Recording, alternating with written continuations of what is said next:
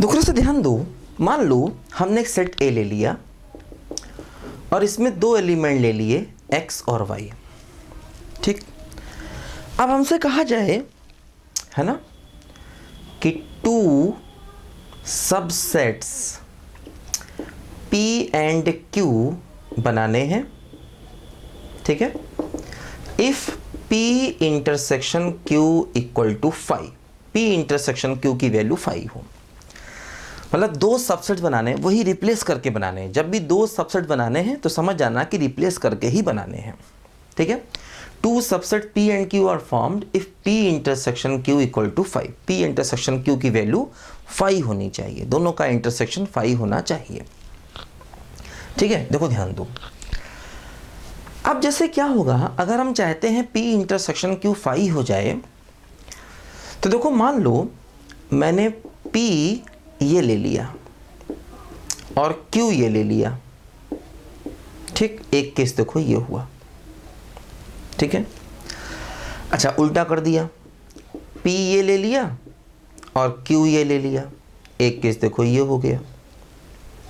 ठीक, मैंने P ये ले लिया क्योंकि ये भी हर सेट अपने आप का सबसेट होता है ना। जैसे मान लो आपने कोई सेट A लिया X और Y और आपने कहा इसके टोटल सबसेट लिखो, तो इसमें देखो दो एलिमेंट्स हैं और अगर दो इसमें एलिमेंट्स हैं तो इसके टोटल सबसेट्स जो होंगे, अभी देखा था ना फार्मूला 2 की पावर n, तो 2 की पावर 2 यानी 4 होंगे, है ना। और वो क्या क्या होंगे देखो, एक होगा x, एक होगा y, एक होगा xy और एक होगा phi। ये देखो 4 है ना, इसके देखो 4 सबसेट्स बने और 4 फार्मूले से भी निकले। तो मतलब देखो फाई को भी हम सबसेट मानते हैं और उस सेट को खुद का भी सबसेट मानते हैं, ये बात ध्यान रखना हमेशा। फिर उसमें एक कॉन्सेप्ट और आता है प्रॉपर सबसेट। अगर प्रॉपर सबसेट की बात करेंगे तो उसमें इसको नहीं लेंगे, है ना, बाकी ये 3 लेंगे। ध्यान देना, प्रॉपर सबसेट में क्या होता है कि वो सेट खुद का प्रॉपर सबसेट नहीं होता। सबसेट तो सभी हैं, जैसे इसमें बताया मैंने, अगर सेट में n एलिमेंट्स हैं तो टोटल सबसेट्स होते हैं 2 की पावर n। देखो जैसे इसमें 2 एलिमेंट्स हैं तो टोटल सबसेट्स कितने हो गए, 2 की पावर 2 मतलब 4। और वो सबसेट्स क्या क्या हो गए, एक x हो गया, एक y हो गया, एक xy हो गया, एक phi हो गया।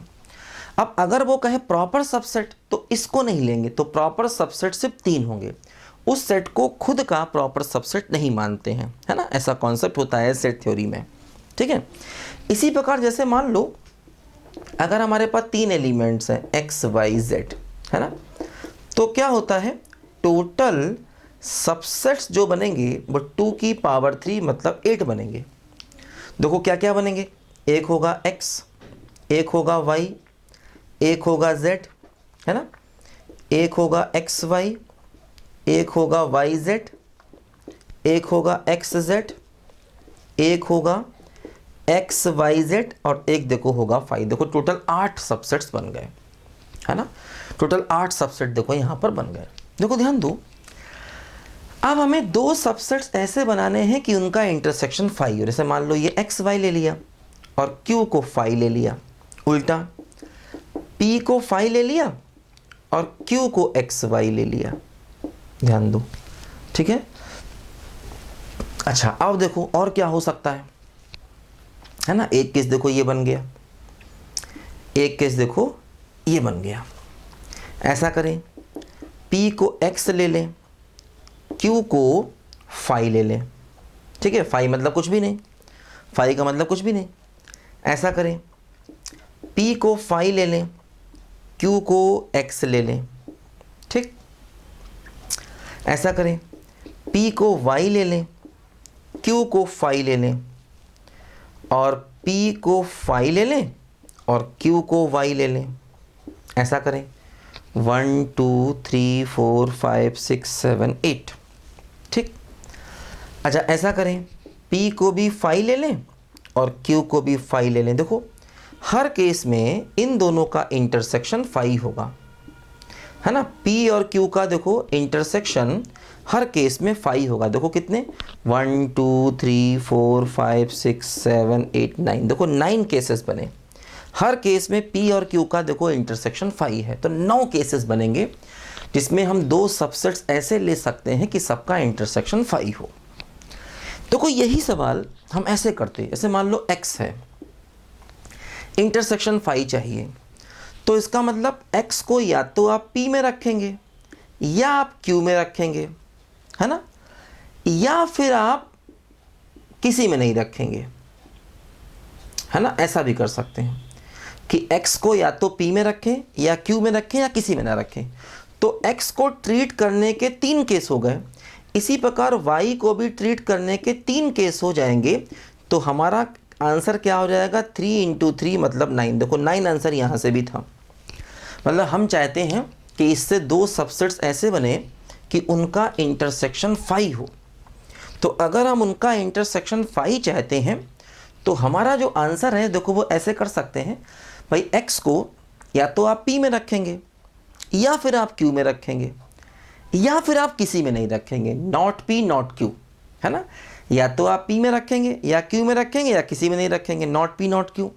ठीक, तो x को रखने के 3 तरीके हो गए, y को भी रखने के 3 तरीके हो गए, और हमारा देखो जो आंसर है वो कितना हो गया, 9 आ गया। ध्यान दो, हमारा आंसर देखो 9 आ गया।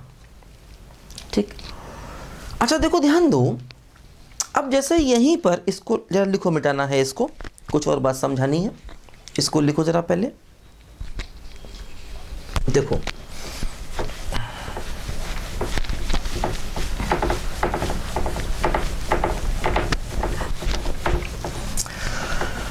देखो क्या होगा, जैसे मान लो अब वो हमसे कई सवाल पूछ सकता है। जैसे वो हमसे कहे कि फॉर एग्जाम्पल हमें P इंटरसेक्शन Q फाई चाहिए। देखो वो ये कहे कि सेट A है, ठीक है, 2 डिफरेंट सबसेट्स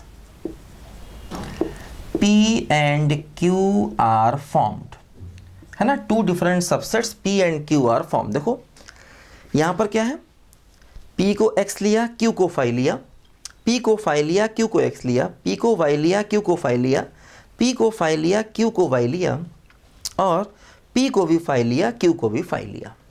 ठीक, 2 different subset P and Q are formed if P intersection Q equal to 5।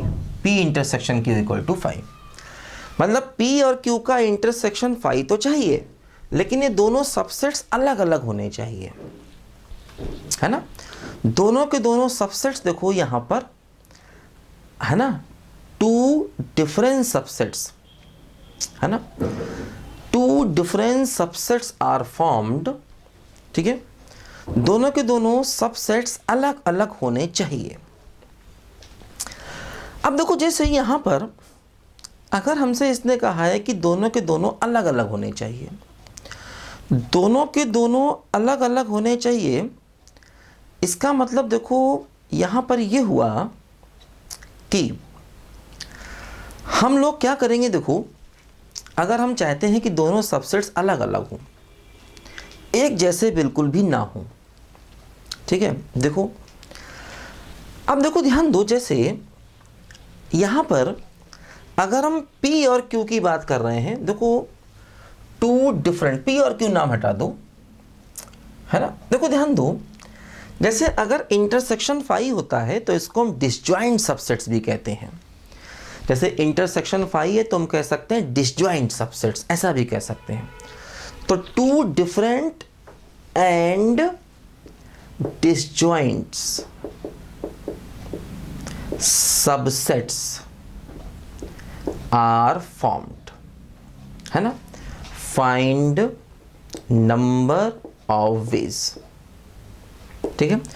2 different subsets and disjoint subsets are form, मतलब दोनों के दोनों सबसेट्स अलग अलग होने चाहिए और डिसजॉइंट भी होने चाहिए। अब देखो यहां पर जैसे इसने कहा नहीं है, नाम नहीं लिया P और Q, नाम नहीं लिया, इसने कहा 2 डिफरेंट होने चाहिए।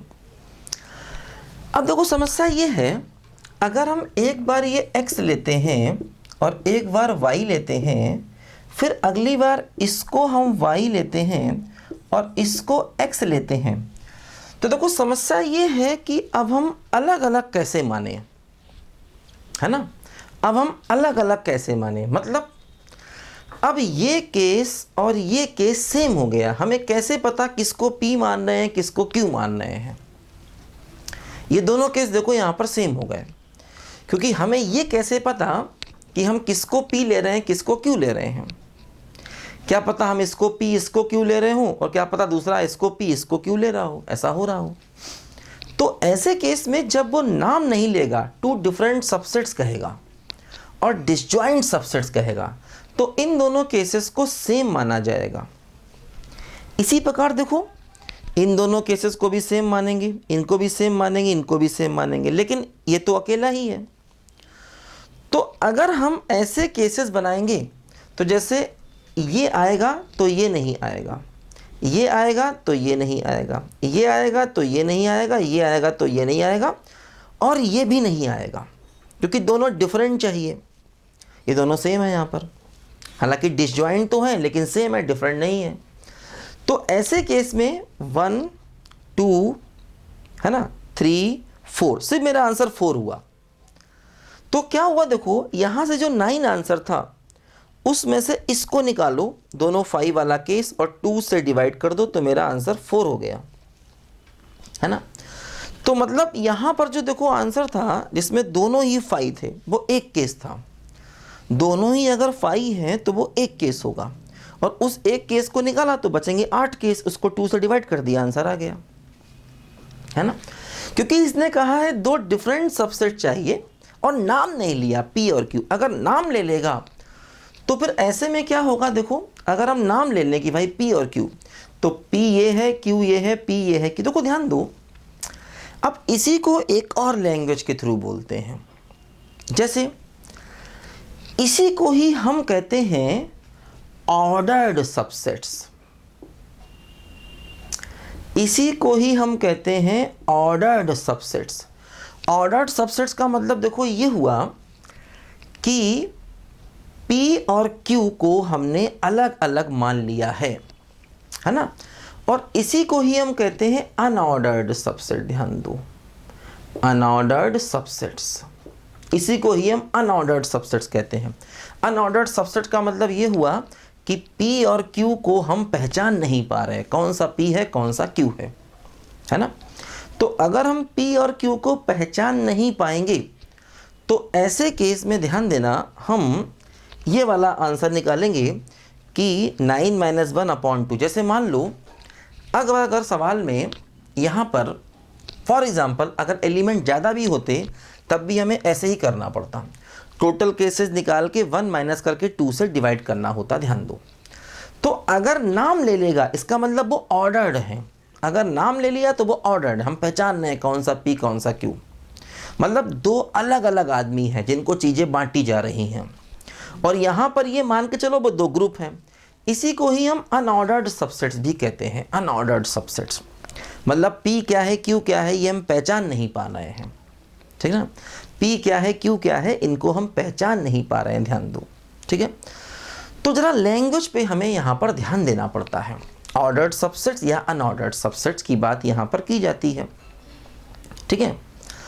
अच्छा, अब देखो जरा यहाँ पर एक बात और ध्यान दो, ठीक है। देखो क्या होता है कि जैसे मान लो क्वेश्चन हमसे ऐसा कहा जाए, ठीक है। देखो हमसे क्वेश्चन ऐसा कहा जाए, ये कहा जाए कि सेट A में 2 एलिमेंट्स हैं X और Y, और कहा जाए 2 अनऑर्डर्ड एंड डिसजॉइंट्स, ठीक है, subsets are formed. 2 unordered and disjoint subsets are formed, है ना। 2 unordered and disjoint subsets are formed, ठीक है। अब देखो इसका मतलब ये हुआ, अगर हम अनऑर्डर्ड की बात कर रहे हैं, देखो ध्यान दो, तो यहाँ पर देखो क्या होगा, अगर हम अनऑर्डर्ड की बात कर रहे हैं तो टोटल केसेस हमारे 9 थे, तो 9 - 1/2, ठीक। देखो यहाँ पर इसने कहा था कि हम अनऑर्डर्ड चाहते हैं, मतलब P और Q को पहचान नहीं रहे हैं, क्या P है क्या Q है। अच्छा, इसने डिफरेंट वर्ड का यूज़ नहीं किया कि डिफरेंट का मतलब नहीं हमें यहाँ पर है। देखो अब क्या हुआ, ऐसे केस में हम देखो क्या करेंगे कि जैसे इसका आंसर 4 आया, मतलब हमने इसको लिया, इसको लिया, इसको लिया, इसको लिया। अब देखो ध्यान दो, दोनों ही 5 हैं, ये एक केस है, दोनों ही 5 हैं, ये एक केस है। अब उसने डिफरेंट सबसेट्स का तो बात की नहीं है, तो अब हम क्या करेंगे, देखो इसमें +1 और करेंगे तो आंसर हमारा 5 हो जाएगा। ध्यान देना, है ना, अनऑर्डर्ड एंड डिसजॉइंट सबसेट। ध्यान दो, अनऑर्डर्ड का मतलब देखो ये हुआ कि हम P और Q को पहचान नहीं रहे हैं, लेकिन डिसजॉइंट का मतलब क्या, देखो P भी 5 Q भी 5 तो इनका इंटरसेक्शन 5। उसने ये नहीं कहा कि दोनों डिफरेंट सबसेट्स होने चाहिए।